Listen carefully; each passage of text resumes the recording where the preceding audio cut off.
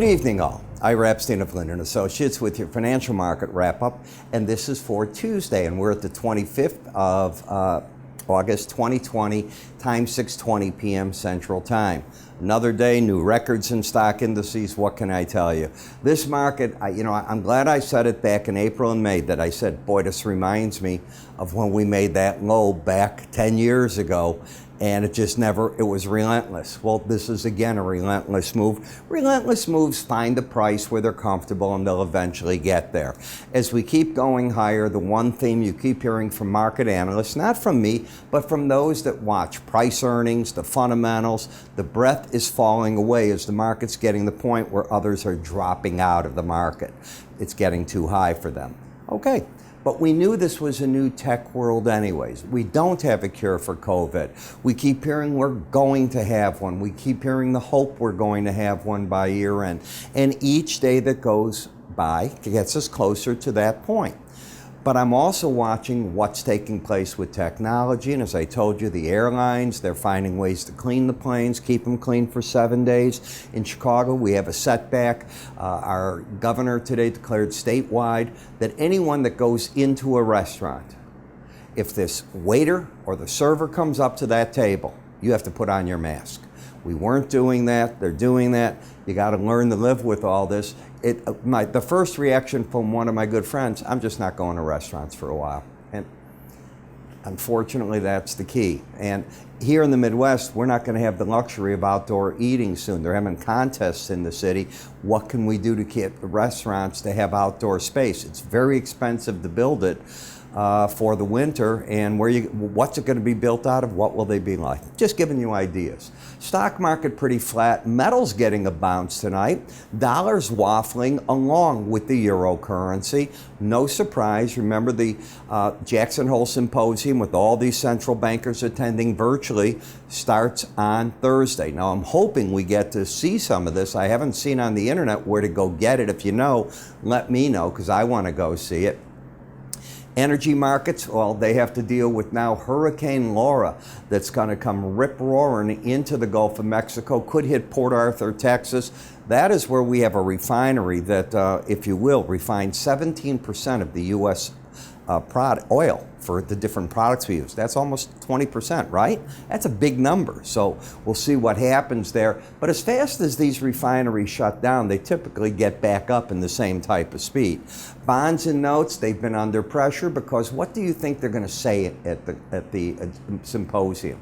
They're not going to come out and say to you, oh, we're going to flood the market. They're going to say we're there for the economies. We're going to make things better. We're there. We're going to support it. We need the federal governments to be there.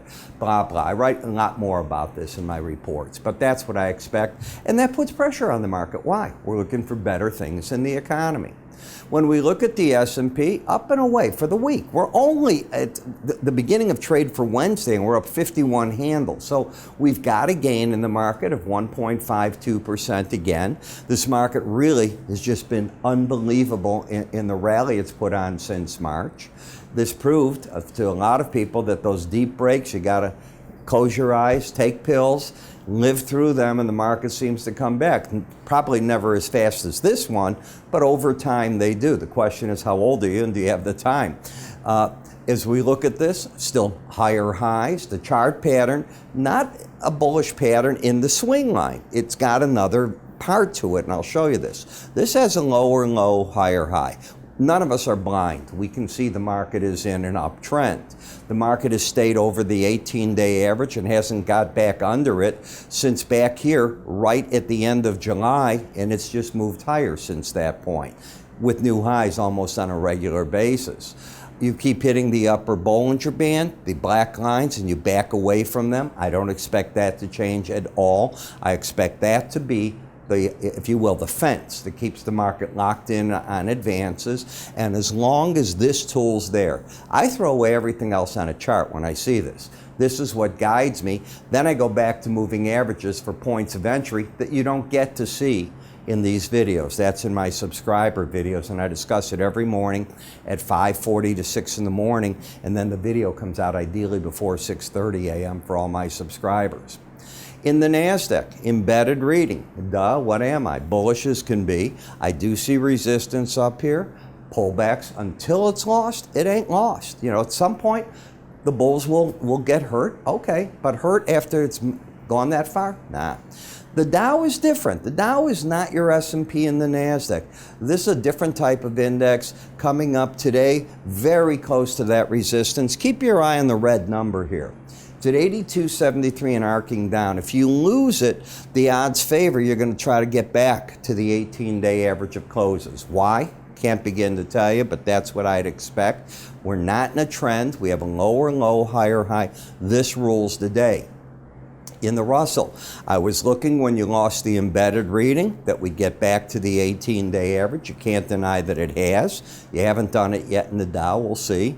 But you've got the swing line down, the bias up since you're over that 18-day average, and momentum down. This is not a pretty chart setup. Then we get to the VIX cash.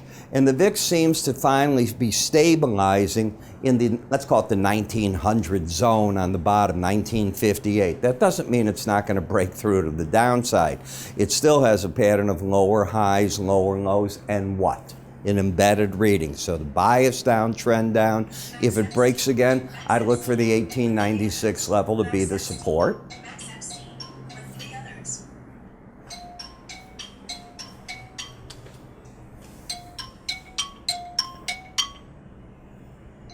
Let me call you right back.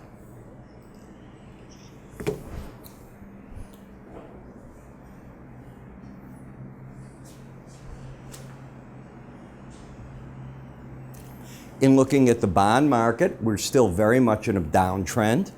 Lower highs, lower lows.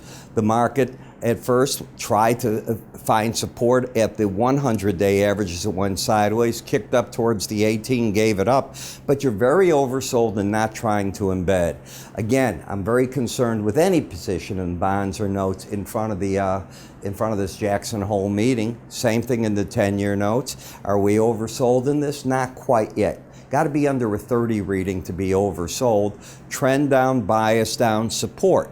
138.31 to 138.25. I'd be surprised if the pros don't step away from the market there in front of this symposium if given the opportunity.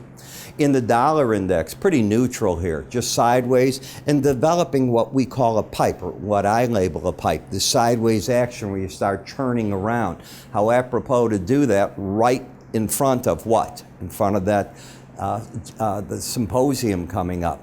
Eurocurrency sort of stalling right here. Again, that same pattern.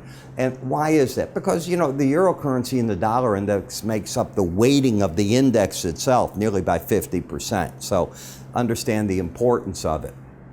Japanese yen still very much in a downtrend, reestablished that actually just now. The market, if you think about it, had a pattern of lower highs and higher lows coming into today. If you take out this low, which you did, that gives you now lower highs, lower lows. Supports back here at the 93.57 to 54 level. If the market wants to reach for it, fine. I think the pros will be there.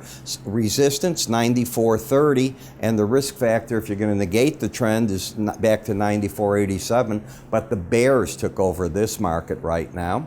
Bitcoin stepped out of its uptrend today. This is what the market looked like coming in today. You actually had higher lows, lower highs. I've got that arrow down because you had the lower high, but you had the higher low. If you take this out right here, I'm going to look for the potential of hitting the lower Bollinger Band, because now you'd have a downtrend and momentum down. Bingo, and you're getting your bounce off of it. The differential between the Brent and WTI, as I told you, I think the 250 level is your neutral number. You've got a $3 top, just about a $2 bottom. That's about halfway. Markets are just trying to figure out what to do. That 18-day average, the red line, that's why I call it the line in the sand. So important. Markets like to go to it to figure out what to do. You're in a pipe. And this is what I call a pipe in the Brent. It's going to break out one way or the other. Let it. In the meantime, why go crazy with trying to make money in here? You know how many people are getting killed in that? They're not good enough to buy here, get out there. They're smart enough to get out. They wait, they go short to come down. Yeah, in a dream. This is Chop City, as I call it. If you take a look at the October, same thing. What we do see is the 18 days offering support, but that's really about it. The gasoline is the different market. I think I've been very clear saying this market broke out of this pattern, and it has been running the upper Bollinger Band. At the same time, it's fully embedded. That is a big difference from being on the other charts that are not. They're just overbought. Do you see the difference? That makes up the difference to me, at least. In the nat gas, you have a market that's chopping around. Now, I'm going to come in soon and add back your heating oil for you as we approach the fall season. I took it out. There's no airlines. You do understand that. That's really consuming a lot. Distillates for home, though, will be used again, so I'll bring that back sooner or later.